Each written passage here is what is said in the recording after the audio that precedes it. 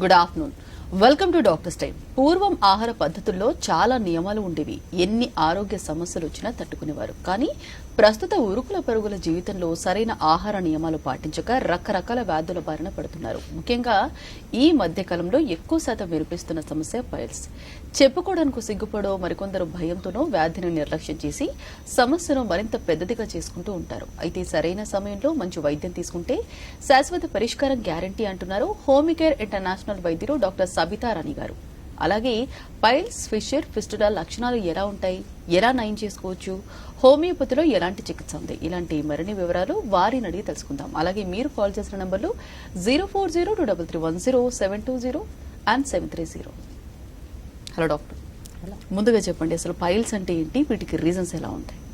Piles అనగా మలద్వారంలో అంటే అనల్ కెనాల్లో కానీ ఇక్కడ రక్తనాళాలు వాపుకు గురైనందువల్లనే ఈ యొక్క పైల్స్ డెవలప్ అవడం అనేది చూస్తూ ఉంటాం. ఈ పైల్స్ అనేది చాలా మందిలో గ్రేడ్ 1, గ్రేడ్ 2, గ్రేడ్ 3గా మనం డివైడ్ చేసుకుంటూ ఉంటాం. గ్రేడ్ 1 అనేది ఇంటర్నల్ పైల్స్గా కూడా తీసుకోవచ్చు.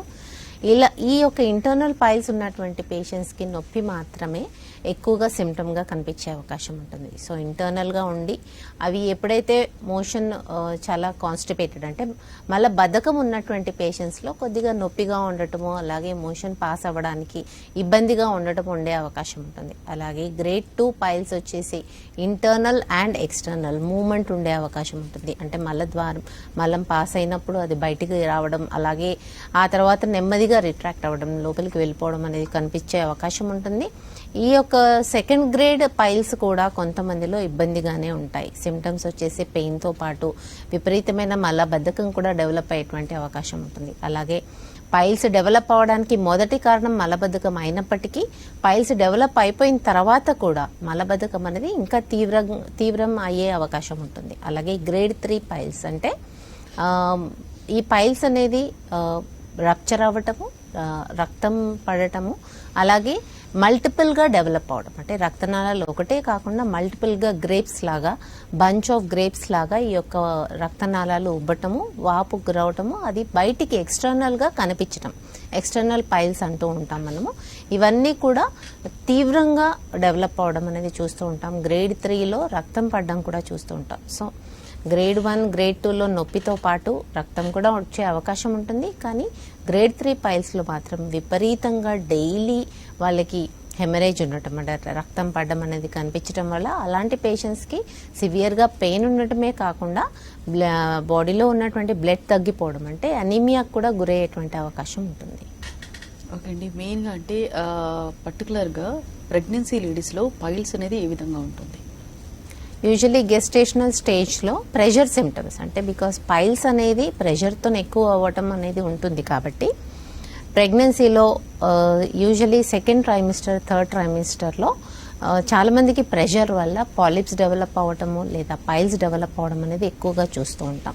సో వాళ్ళకి మలబద్ధకం ఎలా అయితే ప్రాబ్లమాటిక్గా ఉంటుందో, అంటే మలం పాస్ అవ్వటం ఎలాగే ప్రాబ్లమాటిక్గా ఉంటుందో, అలాగే పైల్స్ డెవలప్మెంట్ కూడా అంత ఈజీగా డెవలప్ అయ్యేటువంటి అవకాశం ఉంటుంది. చాలామంది పేషెంట్స్లో పైల్స్ అనేది ప్రెగ్నెన్సీ రీజన్ డ్యూరింగ్లో మాత్రం చాలా నొప్పిగా ఉండటము, వాళ్ళకి పూర్తిగా వేరే పెయిన్ కిల్లర్స్ ఇవన్నీ కూడా వాడే అవకాశం ఉండదు. కాబట్టి అలాంటి పేషెంట్స్కి చాలా తీవ్రమైన నొప్పితో బాధపడుతూ ఉంటారు. అలాగే కొంతమందికి పాలిప్స్ డెవలప్ అవ్వడం, కొంతమంది కూర్చోలేకపోవడం, తీవ్రంగా బాధపడుతూ ఉంటారు. ఇలాంటి పేషెంట్స్కి కూడా హోమియోపతి వైద్యంతో చక్కటి పరిష్కారం ఉంది. సైడ్ ఎఫెక్ట్స్ ఏమీ లేకుండానే ఈ యొక్క పైల్స్ని పూర్తిగా తగ్గించవచ్చు.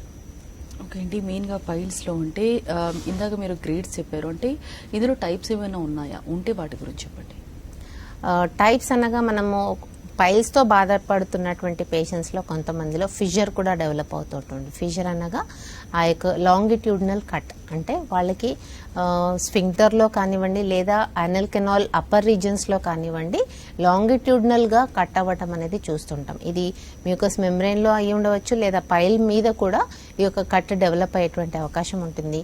ఈ ఫిషర్ ఉన్న వాళ్ళలో మాత్రం తీవ్రమైన నొప్పితో బాధపడుతూ ఉంటారు డే లాంగ్. అంటే 24 అవర్స్ కూడా ఈ యొక్క నొప్పి అనేది తీవ్రంగా ఉండేటువంటి అవకాశం ఉంటుంది. ఎప్పుడైతే మలం వాళ్ళకి హార్డ్గా ఉండటం వల్ల ఈ యొక్క కట్ట ఏర్పడడం జరుగుతుంది అక్యూట్ కండిషన్స్లో. కొంతమందికి క్రానిక్ కండిషన్స్లో కూడా ఈ యొక్క కట్ట అనేది కంటిన్యూస్గా ఉండటం అనేది కూడా చూస్తూ ఉంటాం. సో ఫిషర్లో కూడా అక్యూట్ కండిషన్స్లో డెవలప్ అయినటువంటి ఫిషర్స్ చాలా త్వరగానే అంటే 2 to 3 డేస్లో హీల్ అయ్యేటువంటి అవకాశం ఉంటుంది. బట్ క్రానిక్ కండిషన్స్లో ఉన్నటువంటి ఫిషర్స్ మాత్రం ఒకవేళ హీల్ అయినట్టుగా లేకపోతే మాత్రం ఇది ఫిస్టులా కూడా డెవలప్ అయ్యే అవకాశం ఉంటుంది. ఫిస్టులా అగైన్ మీకు యానల్ కెనాల్ నుంచి బటక్ రీజన్ వరకు ఒక కెనాల్ లాగా ఫామ్ అవుతూ ఉంటుంది. అక్కడ టిష్యూ లాస్ ఉండే అవకాశం ఉంటుంది. అక్కడే ఇన్ఫెక్షన్, యాప్సెస్ ఫార్మేషన్, పస్ అక్యుములేషన్ ఇవన్నీ కూడా ఉండేటువంటి అవకాశం ఉంటుంది. ఫిస్టులా అనేది కొంతమందిలో చాలా చిన్నదిగా ఉండే అవకాశం ఉంటుంది.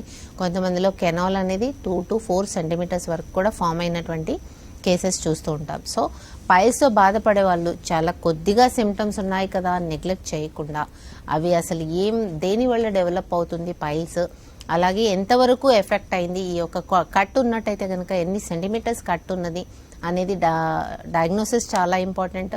చాలా మందిలో ఈ మధ్య కాలంలో చూస్తున్నటువంటి కేసెస్లో యానల్ కెనాల్లో పైల్స్తో ప్రెజెంట్ అయినటువంటి కేసెస్ క్యాన్సరస్ కండిషన్స్ కూడా కనిపిస్తున్నాయి. సో చాలా కొద్ది సిమ్టమ్స్ ఉన్నప్పుడే ఇమ్మీడియట్గా డయాగ్నోస్ చేసుకోవడం, ట్రీట్మెంట్ చేసుకోవడం అనేది చాలా ఇంపార్టెంట్.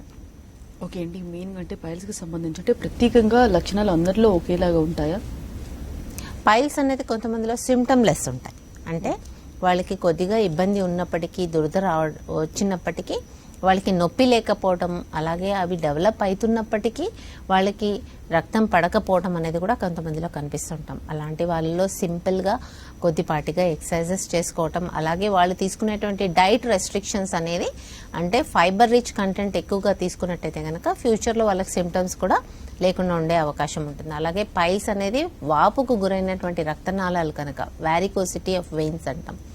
ఆ యొక్క వారికోసిటీ ఉన్న పేషెంట్స్లో ఈ రెక్టమ్ అనేది వాపుకు గురవటం అనేది చూస్తూ ఉంటాం. సో ఇలాంటి వాళ్ళ సిమ్టమ్స్ లేనప్పటికీ ట్రీట్మెంట్ అనేది ఇమీడియట్గా అట్లీస్ట్ డయాగ్నోసిస్ అనేది ఇమీడియట్గా చేసుకోవాల్సినటువంటి అవసరం ఉంటుంది. ఓకే అండి, మెయిన్ అంటే పైల్స్కి సంబంధించి అంటే ఒకసారి సర్జరీ చేయించుకుంటే అంటే మళ్ళీ రిపీట్ అయ్యే ఛాన్సెస్ ఉన్నాయా?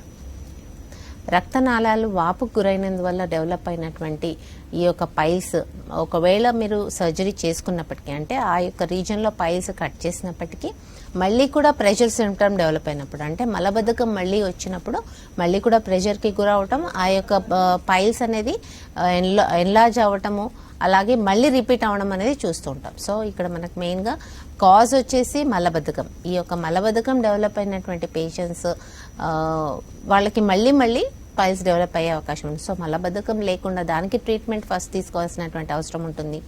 ఒకవేళ వాళ్ళు డైట్ రెస్ట్రిక్షన్స్ చేసుకొని ఫైబర్ రిచ్ డైట్ తీసుకొని వాటర్ ఇంటేక్ అంటే వాటర్ కొంతమంది చాలా మందిలో 1 to 2 లీటర్స్ కంటే తక్కువ కన్జంప్షన్ వాళ్ళు చాలా మంది ఉంటారు. సో 3 to 4 లీటర్స్ కనీసం వాటర్ కన్జంప్షన్ తీసుకున్నట్టయితే కనుక యూజువల్లీ మలబద్ధకం అనేది ఉండకపోవచ్చు. ఒకవేళ ఇవన్నీ తీసుకుంటున్నప్పటికీ మలబద్ధకం డెవలప్ అయితే కనుక పెద్ద పేగులలో ఉన్నటువంటి ఇన్ఫెక్షన్స్ వల్ల కూడా కొన్నిసార్లు పేగుల కదలికలు తక్కువ ఉండటం వల్ల కూడా కాన్స్టిపేషన్ డెవలప్ అయ్యే అవకాశం ఉంటుంది. సో అలాంటి కేసెస్లో కొలైటిస్ కానీ, అల్సరేటివ్ కొలైటిస్ కానీ, ఇన్ఫ్లమేటరీ బవల్ డిజీజ్ కానీ, లేదా కొంతమందిలో ఇరిటబుల్ బవల్ సిండ్రోమ్ ఉన్న వాళ్ళలో కూడా మూమెంట్స్ అనేది కొంతమందికి చాలా ఎక్కువగా ఉండటం అంటే మూమెంట్స్ ఎక్కువగా ఉండి రానెస్ డెవలప్ అవ్వటం, పుండు మాదిరిగా ఫామ్ అవ్వటం అనేది మనం రెక్టంలో చూస్తూ ఉంటాము. అలాంటి వాళ్ళకు కూడా పైల్స్ డెవలప్ అవ్వటం అనేది కామన్గా చూస్తూ ఉంటాం. సో ఇలాంటి పేషెంట్స్ కూడా ఇమీడియట్గా డయాగ్నోస్ చేయటము, కాజ్ అంటే రూట్ కాజ్ ఏదైతే ఉందో దాన్ని ట్రీట్మెంట్ తీసుకోవడం అనేది చాలా ఇంపార్టెంట్. ఒకవేళ మీరు సర్జరీ ఎక్స్టర్నల్గా తీసుకున్నప్పటికీ మళ్ళీ రిపీట్ అయ్యే అవకాశం ఉంటుంది. సో కొంతమందిలో నొప్పి లేకపోయినా అప్పుడప్పుడు రక్తం పట్టడం, లేదా వాళ్ళు తీసుకున్నటువంటి డైట్ ప్రకారం ఒకవేళ యానిమల్ డైట్ లేదా ఆయిలీ కంటెంట్ ఎక్కువగా ఉన్నటువంటి డైట్ ఒకవేళ తీసుకున్నట్టయితే కనుక ఆ రోజు మాత్రమే సఫర్ అవ్వడం, తర్వాత 1 month తర్వాత మళ్ళీ ఇంకొక రోజు మాత్రమే కనిపించడం అనేది పేషెంట్స్ చాలా మంది చూస్తుంటాం. సో అలా రేర్గా కనిపించినటువంటి సిమ్టమ్స్ ఉన్నప్పటికీ దానికి ఇమీడియట్గా ట్రీట్మెంట్ తీసుకుంటేనే అది స్టార్టింగ్ స్టేజెస్లో చాలా త్వరగా తగ్గే అవకాశం ఉంటుంది. బట్ వన్స్ చాలా సివియర్గా డెవలప్ అయిపోయిన తర్వాత పేషెంట్స్ ప్రెజెంట్ అవుతూ ఉంటారు క్లినిక్లో. అలాంటి కేసెస్కి టైం ఎక్కువ పట్టే అవకాశం ఉంటుంది. ఆ వూండ్ అనేది పెద్దగా అయ్యేటువంటి అవకాశం ఉంటుంది. ఓకే అండి, మెయిన్ అంటే పైల్స్ కి సంబంధించి అంటే ఇప్పుడు ఫైబర్ కంటెంట్ తీసుకొని అలాగే మీరు చెప్పినట్టు అంటే వాటర్ కంటెంట్ తీసుకుంటే కూడా డెవలప్ అవుతుంటే ఇప్పుడు రూట్ కాజ్ కి ట్రీట్మెంట్ అన్నారు కదా, అంటే రూట్ కాజ్ కంపల్సరీ ఉండే అవకాశం ఉందంటారా? ఒకవేళ డైట్ వాళ్ళు నార్మల్గానే ఫైబర్ రిచ్ డైట్ తీసుకునేటువంటి అలవాటు ఉన్న పేషెంట్స్లో, లేదా కొంతమందిలో ఏ ప్రాబ్లం లేకపోయినా ఈ మలబద్ధకం ఉండడం అనేది సెడెంటరీ లైఫ్ స్టైల్ కొంతమంది, లేదా కొంతమందిలో హైపోథైరాయిడ్ ఉన్న వాళ్ళలో కూడా పేగుల కదలికలు స్లోగా ఉండే అవకాశం ఉంటుంది. హైపోథైరాయిడ్లో ప్రైమరీ సిమ్టమ్ వచ్చేసి కాన్స్టిపేషన్, మలబద్ధకం. సో ఇలాంటి వాళ్ళలో హైపోథైరాయిడ్ రేంజెస్ అంటే టీఎస్హెచ్ లెవెల్స్ ఎంతగా ఉన్నాయనేది చూసుకోవడం అవసరం. ఎవరికైతే రూట్ కాజ్ అసలే లేకపోవడం అంటే ఫైబర్ ఇంటేక్ తీసుకోకపోవడం, వాటర్ ఇంటేక్ తీసుకోకపోవడం ఉన్న వాళ్ళలో ఇది కరెక్షన్ చేసుకుంటే గనక పైల్స్ మళ్ళీ రిపీట్ అవ్వకుండా ఉంటాయి. ఆల్రెడీ డెవలప్ అయినటువంటి పైల్స్ కి మాత్రం ఇమీడియట్ గా ట్రీట్మెంట్ అవసరం ఉంటుంది. కాలర్ కూడా లైన్ లో ఉన్నారండి. సాంబయ్య గుంటూరు జిల్లా నుంచి. సాంబయ్య గారు మాట్లాడండి, మీ సమస్యను చెప్పండి. నమస్తే, చెప్పండి సాంబయ్య గారు. నేను బండి మీద నుంచి ఎక్కడి నుంచి చిన్నగా పడ్డానమ్మా గోవా. ఓకే. పడితే కొద్దిగా ఈ బ్యాక్ పెయిన్ ఎక్కడ వచ్చి తర్వాత కళ్ళు తిరుగుతున్నాయి, బండి మీద నడపాలంటే కొన్నాళ్ళు హోమియోపతి వాడా. ఓకే. తర్వాత గుంటూరులో కూడా మన జిల్లా సెంటర్ లో మందులు ఎత్తుకొచ్చావు, ఈ మందులే ఓకే. పెట్టి అసలు తీపిస్తే స్టిచ్చింగ్ ఛార్జ్ తీపిస్తే కొద్దిగా స్టిచ్ కదిలింది అన్నారు. ఓకే. కొద్దిగా ఈ గద్దల్లో నిప్పి వస్తుంది బాగా, కాలు కూడా గిలక పక్క నరమాలు వచ్చింది. ఓకే. నేను మందులు గుంటూరులో హోమియోపతి మందులు తెచ్చా. ఓకే. వాళ్ళు వ్యాక్సిన్ ఇచ్చారు కానీ మళ్ళీ పెద్దగా అవ్వలేదు. కరెక్ట్గా చూసుకోవాలంటే యాడికి రావాలి నేను. మీరు ఆల్రెడీ స్కాన్ తీసినా అని చెప్తున్నారు. ఎంఆర్ఐ స్కాన్ తీసినప్పటికీ ఇది డిస్క్ కదిలిందని అంటే హర్నియేషన్ కానీ ఇలాంటివి ఏమైనా ఉంటే కొద్దిపాటిగా టైం పడుతుంది. మీకు తీవ్రమైన నొప్పి లేకపోతే గనక దానికి తగ్గట్టుగా మెడిసిన్ ఇస్తారు. అలాగే కొద్దిపాటిగా ఎక్సర్సైజెస్ కూడా చెప్తూ ఉంటారు. ఫస్ట్ మీకు తీవ్రమైన నొప్పి లేకుండా మెడిసిన్స్ తీసుకోవాల్సినటువంటి అవసరం ఉంటుంది.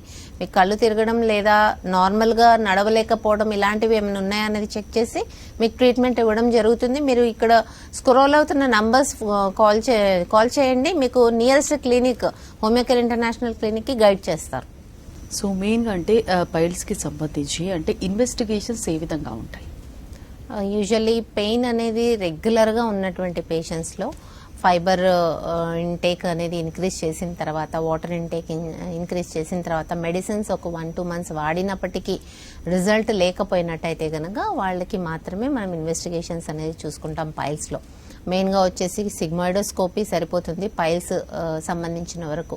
అంటే ఇంటర్నల్ కానీ ఎక్స్టర్నల్ కానీ లేదా బ్లీడింగ్ పైల్స్ కానివ్వండి, ఇది లేదా ఫిషర్, ఇవి రెండు కూడా మనం సిగ్మాయిడోస్కోపీలో మనకి తెలిసిపోతుంది. అలాగే ఒకవేళ ఫిస్టులా డెవలప్ అయినటువంటి పేషెంట్స్కి మాత్రం ఎంఆర్ఐ పెల్విస్ ఆర్ కొలనోస్కోపీ అవసరం ఉంటుంది.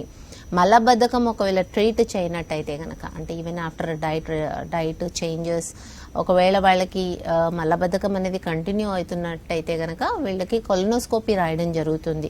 అంటే లార్జర్ ఇంటెస్టైన్లో ఇంకేమైనా ఇన్ఫ్లమేషన్స్ అనేది ఉన్నాయా లేదా అల్సర్స్ ఉన్నాయా అనేది చెక్ చేసుకోవడం జరుగుతుంది. అలాంటి వాళ్ళకి మాత్రమే కొలనోస్కోపీ అనేది చేస్తాము. దాంతో మనకి ఇంటెస్టైన్లో ఎక్కడ ఏ ప్రాబ్లం ఉందా అని తెలిసిపోతుంది. అలాగే కొంతమందికి సిస్టమిక్ డిసీజెస్ అంటే హైపోథైరాయిడ్ కానీ డయాబెటీస్ కానీ ఇలాంటి పేషెంట్స్లో ఒకవేళ ఫిస్టులా హీల్ అవ్వడం కష్టంగా ఉన్నట్టయితే కనుక, లేదా కొంతమందికి మలబద్ధకం అనేది ట్రీట్ అవ్వకుండా ఉన్నట్టయితే కనుక అలాంటి వాళ్ళల్లో diabetic range and thyroid profile అనేది కూడా చెక్ చేయడం అనేది జరుగుతుంది. కొంతమందిలో పైల్స్లో చాలా క్రానిక్ ప్రాబ్లంతో చాలా మందికి చాలా రోజుల నుంచి బ్లీడింగ్ అనేది ఎక్కువగా కనిపిస్తూ ఉంటుంది. అలాంటి వాళ్ళలో పేలర్ కూడా ఉంటుంది, అంటే వాళ్ళు పాలిపోయినట్టుగా ఉండటం. అలాంటి పేషెంట్స్కి మనకి సిబిపి అంటే కంప్లీట్ బ్లడ్ పిక్చర్ చేసి హిమోగ్లోబిన్ లెవెల్స్ నార్మల్గా ఉన్నాయా లేదా అనేది చెక్ చేసుకోవడం కూడా చాలా ఇంపార్టెంట్. ఎర్లీ స్టేజెస్ ఆఫ్ అంటే చైల్డ్హుడ్లో కూడా పైల్స్ డెవలప్ అవడం అనేది ఈ మధ్య కాలంలో చూస్తూ ఉన్నాం. అలాగే అనీమియా డెవలప్ అవడం కూడా చిన్నపిల్లల్లో చూస్తున్నాం. ఇలాంటి పేషెంట్స్లో కూడా ఇమీడియట్గా CBP complete blood picture and thyroid profile చేయించుకోవాల్సినటువంటి అవసరం ఉంది. బికాస్ థైరాయిడ్ ఫ్లక్చుయేషన్స్ ఉన్న వాళ్ళల్లో కూడా ఈ యొక్క పైల్స్ డెవలప్ అయ్యేటువంటి అవకాశం ఉంటుంది. ఓకే అండి, మెయిన్గా అంటే పైల్స్ గురించి చెప్పారు. అంటే ఇన్ కేస్ ట్రీట్మెంట్ కంప్లీట్ అయిన తర్వాత హోమియోపతిలో అంటే ఎంత టైం వరకు వాళ్ళు డైట్ రెస్ట్రిక్షన్ ఉండాలి వాళ్ళకి? ఫైబర్ ఇంటేక్ అండ్ కాన్స్టిపేషన్ని అవాయిడ్ చేయాలంటే, మలబద్ధకం అవాయిడ్ చేయాలంటే ఇది డే టు డే లైఫ్ స్టైల్లో compulsory each and every person problem ఉన్నా లేకపోయినా 30 to 40% అనేది వాళ్ళు వెజిటబుల్ అండ్ ఫ్రూట్ డైట్ అనేది ఇంపార్టెంట్. వాళ్ళు తీసుకునేటువంటి ఫుడ్లో 30 to 40% తీసుకోవాల్సినటువంటి అవసరం ఉంటుంది. ప్రాబ్లం ఉన్నప్పుడు మాత్రమే డైట్ మేము ఇలా తీసుకుంటాము, లేదా ప్రాబ్లం లేనప్పుడు నార్మల్గా తీసుకుంటామంటే అగైన్ మనకి మలబద్ధకం అంటే మలం అనేది గట్టి పడిపోవడం, ఆ యొక్క ఎఫెక్ట్ వల్లనే ఈ యొక్క పైల్స్ డెవలప్ అవడం అనేది చూస్తుంటాం. So day to day even problem ఉన్నా లేకపోయినా ఎవ్రీ డే వాళ్ళు ఇది ఫాలో అవ్వాల్సినటువంటి అవసరం ఉంటుంది. అంటే ఎవ్రీ పర్సన్ వాళ్ళకి పైల్స్ ఉన్నా, ఫిషర్లు ఉన్నా లేకపోయినా ఇలాంటి డైట్ అనేది వాళ్ళు కంపల్సరీ తీసుకోవాల్సినటువంటి అవసరం ఉంటుంది. అలాగే సెడెంటరీ లైఫ్ స్టైల్ ఉన్న వాళ్ళలో కొంతమందిలో అవర్స్ టుగెదర్ ఒకే ప్లేస్లో కూర్చొని వర్క్ చేసేటువంటి పేషెంట్స్ చాలామంది ఉంటారు. సాఫ్ట్వేర్ ప్రొఫెషనల్స్ కానివ్వండి, లేదా ఏదైనా షాప్లో అకౌంటెంట్స్ కానివ్వండి, ఎక్కడైనా కూర్చునే వాళ్ళకి ప్రొఫెషన్ ఉన్నట్టయితే కనుక వాళ్ళల్లో కూడా ఈ యొక్క ప్రాబ్లం అనేది ఎక్కువగా డెవలప్ అయ్యేటువంటి అవకాశం ఉంటుంది. సో అలాంటి వాళ్ళల్లో కూడా సెడెంటరీ లైఫ్ స్టైల్ లేకుండా రెగ్యులర్ ఎక్సర్సైజ్ అనేది ఫాలో అవ్వడం కూడా ఇంపార్టెంట్. వీక్లీ 5 days కనీసం వాళ్లకు 1 hour of walking are jogging, cardio exercises అనేది చాలా ఇంపార్టెంట్. ఇలా చేసినట్టయితే కనుక నార్మల్గా మలబద్ధకము, ఇంటెస్టైనల్ మూమెంట్స్ నార్మల్ ఉండే అవకాశం ఉంటుంది, మలబద్ధకం లేకుండా ఉండేటువంటి అవకాశం ఉంటుంది. ఓకే అండి, మరి ఫిషర్కి సంబంధించి సిమ్టమ్స్ ఏ విధంగా ఉంటాయి, అలాగే ట్రీట్మెంట్స్ గురించి చెప్పండి. పైల్స్లో మనకి సిమ్టమ్స్ అనేది వేరీ అయ్యే అవకాశం ఉంటుంది. కొంతమందిలో సిమ్టమ్స్ అసలు లేకపోవడం అనేది కూడా చూస్తూ ఉంటాం. వెరీ రేర్గా వాళ్ళు ఏమైనా ఫుడ్ అనేది ఎక్కువ మసాలా ఫుడ్ కానీ నాన్ వెజ్ ఫుడ్ తీసుకున్నప్పుడు మాత్రమే నొప్పి ఉండటం అనేది కొంతమందిలో చూస్తుంటాం. ఇలాంటి వాళ్ళకి ఇంటర్నల్ పైల్స్ ఉండేటువంటి అవకాశం ఉంటుంది. కొంతమందిలో బ్లీడింగ్ రెక్టమ్ అనేది చాలా రెగ్యులర్ బేసిస్లో కనిపిస్తూ ఉంటుంది. అంటే every day or every alternate day bleeding rectum కనిపిస్తుంటుంది. 3rd stage ఆఫ్ పైల్స్ కానివ్వండి, ఫిషర్లో కూడా ఈ యొక్క సిమ్టమ్ డెవలప్ అయ్యేటువంటి అవకాశం ఉంది. సో బ్లీడింగ్ ఎప్పుడైతే వస్తున్నదో వాళ్ళు ఇమ్మీడియట్గా ట్రీట్మెంట్ తీసుకోవాల్సినటువంటి అవసరం ఉంటుంది.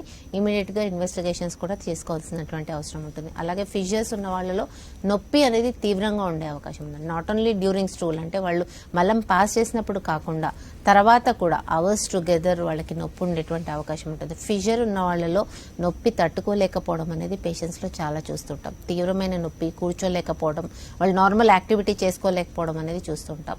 అలాగే ఫిస్టులా ఉన్న వాళ్ళలో బికాస్ ఒక కెనాల్ లాగా ఫామ్ అయ్యి రెక్టమ్ యానల్ కెనాల్ కొంచెం ఒక 2 to 3 centimeters యువతలో ఒక వైడ్ ఓపెనింగ్ డెవలప్ అవటం, అక్కడ నుంచి డిశ్చార్జ్ ఆఫ్ పస్ డెవలప్ అవడం. సో ఈ యొక్క వెట్టింగ్ అనేది కనిపిస్తూ ఉంటుంది ఫిస్టులాలో.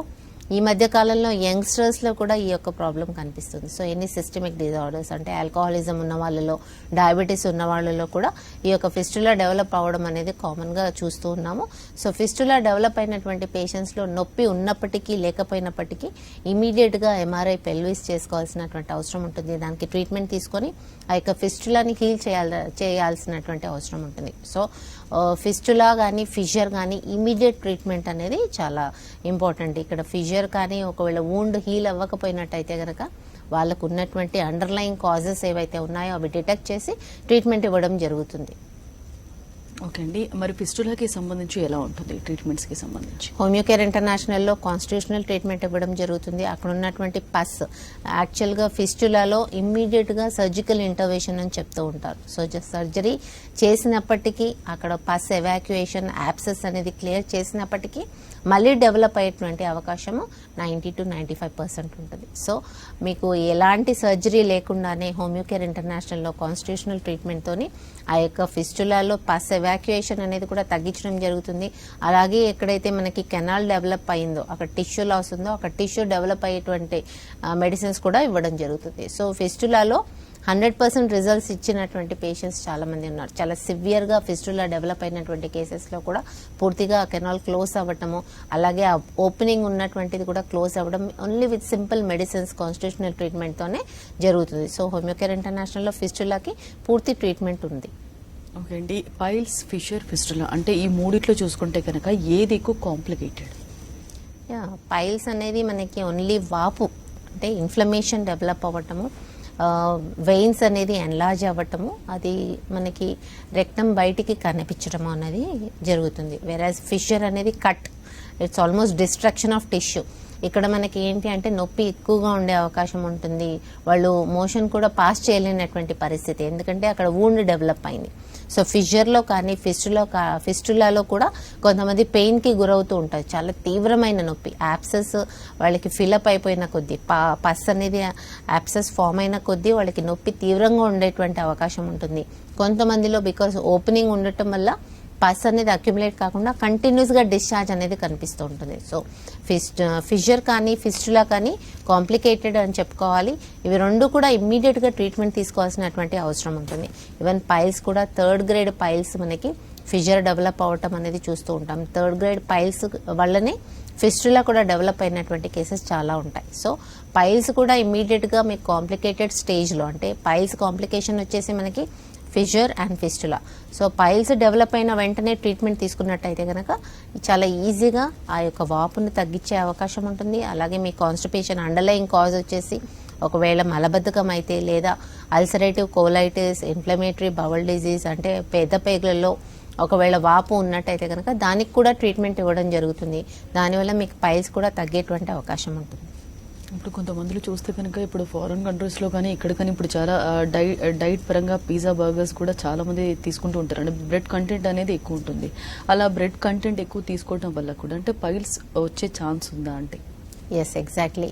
ఇక్కడ మనకి ఎనీ ఫ్లోర్ అంటే మైదా పిండితో చేసినటువంటి ఎనీ ఫ్లోర్, అలాగే ఆల్ యానిమల్ ప్రోడక్ట్స్ అంటే చీజ్ కానివ్వండి, మిల్క్ ప్రోడక్ట్స్ కానివ్వండి, ఇవన్నీ కూడా మీకు మలబద్ధకం అనేది పెంచేటువంటి అవకాశం ఉంటుంది. సో ఇక్కడ మీకు వెజిటబుల్ యూజ్ కానీ ఫ్రూట్ యూజ్ కానీ తక్కువగా కనిపించేటువంటి అవకాశం ఉంది. ఓన్లీ ఫ్లోర్ ఐటమ్ అంటే బ్రెడ్లో మనకి ఎక్కువగా మైదా కనిపిస్తూ ఉంటుంది. అలాగే మీకు చీజ్ ఐటమ్స్ ఇలాంటివి తీసుకున్నప్పుడు మలబద్ధకం అనేది చాలా ఎక్కువగా కనిపించే అవకాశం ఉంటుంది. సో ఇలాంటి పేషెంట్స్లో చాలా ఎక్కువగా వాళ్ళు తీసుకోవాల్సినటువంటి ఐటమ్స్ వచ్చేసి హోల్ సీరియల్స్ అంటే పొట్టుతో ఉన్నటువంటి సీరియల్స్ ఎక్కువగా తీసుకుంటే కనుక మలబద్ధకం డెవలప్ కాకుండా ఉండే అవకాశం ఉంటుంది. అలాగే వాళ్ళు వెజిటేబుల్స్ అండ్ ఫ్రూట్స్ ఇవన్నీ కూడా ఫైబర్ రిచ్ ఉంటాయి కనుక ఇవి తీసుకుంటేనే వాళ్ళకి మలబద్ధకం అనేది రాకుండా ఉంటుంది. సో నవడే లైఫ్ స్టైల్, నవడేస్ డైట్స్ వచ్చేసి మనకి ఈ పిజ్జా బర్గర్ వల్ల కూడా మలబద్ధకం ఎక్కువగా అయ్యే అవకాశం ఉంటుంది. ఓకే, ఎక్స్పెషల్ అంటే చిన్నపిల్లల్లో చూసుకుంటే కనుక పైల్స్ వచ్చే ఛాన్సెస్ ఉన్నాయా? ఇన్ కేస్ వస్తే ఎలాంటి ట్రీట్మెంట్స్ ఉన్నాయి, అలాగే సిమ్టమ్స్ ఎలా ఉంటాయి? యా, నేను ట్రీట్మెంట్ చేసినటువంటి కేసెస్ యంగెస్ట్ చైల్డ్ వచ్చేసి 6 year old గర్ల్ డెవలప్ అయినటువంటి కాన్స్టిపేషన్, అక్కడ పైల్స్ కూడా గ్రాడ్యువల్గా డెవలప్ అయినటువంటి కేసు అది. బట్ ఇక్కడ మనకి కాన్స్టిపేషన్ వచ్చేసి అండర్లయింగ్ కాజ్ మనకి ఇంటెస్టైన్స్లో డెవలప్ అయినటువంటి ఇన్ఫెక్షన్. ఆ ఇన్ఫెక్షన్ వల్లనే ఆమెకి ఇంటెస్టైనల్ మూమెంట్స్ తగ్గటం, దానివల్లనే మలబద్ధకం డెవలప్ అవడం, దానివల్లనే పైల్స్ డెవలప్ అవడం అనేది చూసాం. సో ఈ కేసులో మనకి ఆ ఇన్ఫ్లమేషన్ కానీ ఇన్ఫెక్షన్ కానీ తగ్గించినట్టయితే కనుక చక్కగా ఆ అమ్మాయి మలబద్ధకం కూడా ట్రీట్ అయినటువంటి కేసు. సో ఇలాంటి కేసెస్లో యంగ్స్టర్స్లో కూడా మనం పైల్స్ చూసిన ఈ మధ్య కాలంలో పైల్స్ చూస్తున్నాం. ఈవెన్ టీనేజర్స్లో కూడా ఈ యొక్క పైల్స్ డెవలప్ అయినటువంటి కేసెస్ చాలా ఉన్నాయి. Because of their eating habits అని చెప్పుకోవచ్చు. అలాగే సెడెంటరీ లైఫ్ స్టైల్, నవడేస్ పిల్లల్లో కూడా యాక్టివిటీ తగ్గిపోవటం, ఒకే ప్లేస్లో కూర్చొని మొబైల్స్తో కూర్చున్నటువంటి కేసెస్ ఎక్కువ ఉన్నాయి కనుక not only eye problems, even systemic problems, constipation కూడా ఉన్నాయి. ఓకే, పైల్స్, ఫిషర్, ఫిస్టులా గురించి చాలా డీటెయిల్గా చెప్పారండి. Thank you.